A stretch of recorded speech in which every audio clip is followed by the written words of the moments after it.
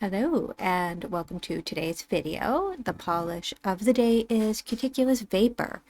It is a shimmer heavy polish. It is mostly shimmer. It flips from a medium blue to a violet. The violet is a little bit shy, but it is there. The base is a blue as well, but it does seem a little dustier than the shimmer. I'd call the base a pretty thin crelly, sort of like reconstituted powdered milk. I know that's not a particularly appealing description, but it is like sort of a thin, milky formula.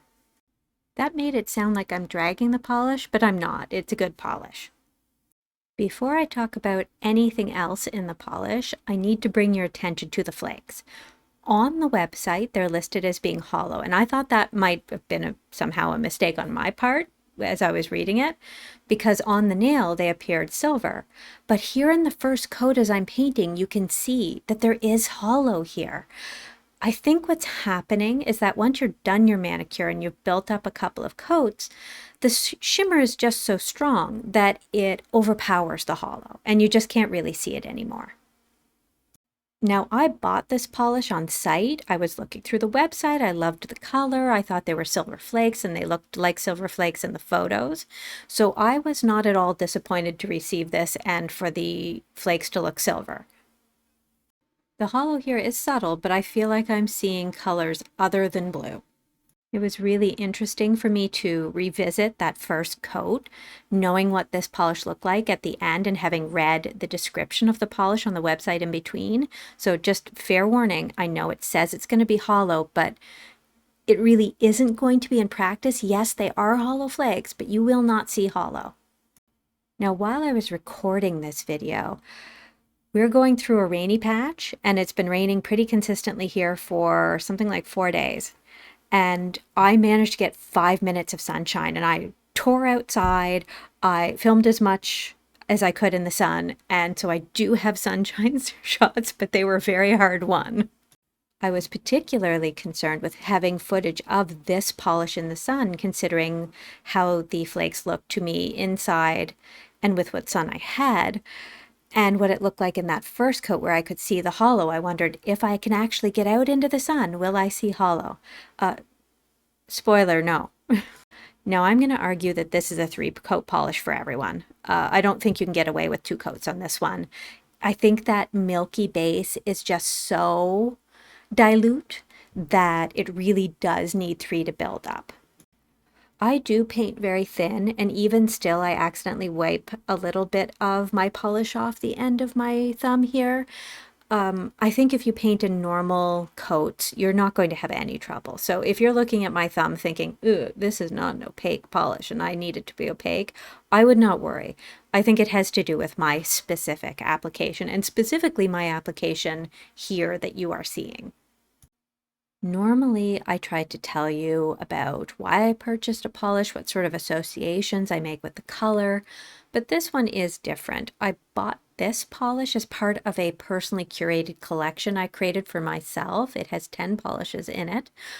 I don't really want to talk about that collection here because I'm saving that for another video. Is this getting irritating, me talking constantly about what will be in another video? I hope not, but sorry. What I will say is that I bought this polish because of its high luster.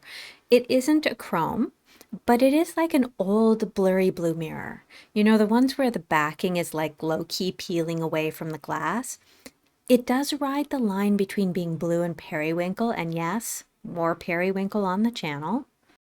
It's almost like there might need to be a video one day about periwinkle, but since I've already decided that I'm not saying things like I'm saving that for another video, that was obviously a meaningless sentence. Now we are on the 3rd coat of this polish, and as you can see, that medium blue shimmer is really built up.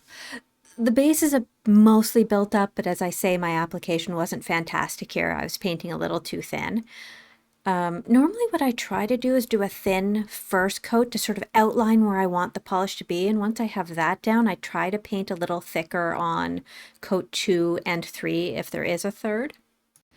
I do find that it's easier to control the polish if there isn't that much on the brush in that first coat. And then once I start the other coats, the polish really does just want to adhere to itself. And so it makes it so much easier not to flood your cuticles after that. It doesn't mean I never do it because, again, I'm on camera and I can't see half my nail, but it is easier, I think, in general. The last thing I wanted to talk about before we get into the sunshine, shade, and indoor shots is that this is one of those polishes that does not stay particularly shiny once you have it dry. I do have a shot here showing how it doesn't go down to a matte finish, but it's more satiny.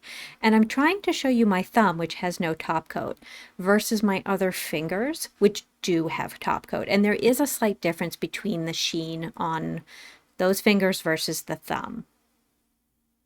And here I am out in the sun in that 5 minutes I got. I'm sorry, it's probably not the best footage. I didn't have time to moisturize my hands.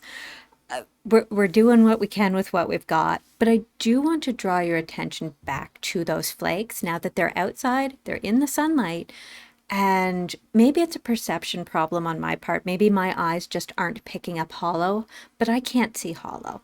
So again, this is my proof of hopefully we're seeing the same thing. It doesn't look hollow once the manicure is complete. I do want to reiterate though, I thought I was buying silver flakes. So again, no disappointment for me. You can see that high shine, that very not chrome, but very, I want to say reflective, but reflective glitter has killed that word for all of us, hasn't it? But it does have a more mirror-like finish than most polishes.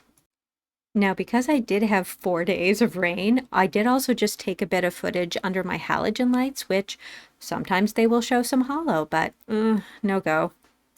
If you're noticing something wrong with my middle finger as you're seeing some of these shots, yes, I cracked a piece of polish off the end of my finger. I somehow managed to jam my finger in between the metal and the plastic edging on the door of the dryer. I don't know how I did this. It must have been like a 1 in a million chance, but nonetheless, I didn't break the nail, but I did chip a piece of my nail polish off of the first day. So I had to do a patch job. So don't blame the polish for that. That was me. Now that we're in the shade, you can see the violet shift just a bit. I think in full sun, the violet just doesn't want to come out. But in extreme angles and in the shade, you do see that violet. As I said at the beginning, the violet is a bit shy, so most of what you're going to see is the blue. And here we are with an inside shot. You can see that violet just peeking out at the edges. And I think that may be all for today. I hope you enjoyed the video. I hope you didn't mind all of my stories of woe with my fingernail being jammed in something and having no sun. And please enjoy a clip of a chipmunk doing his best to run away with as much as he can gather.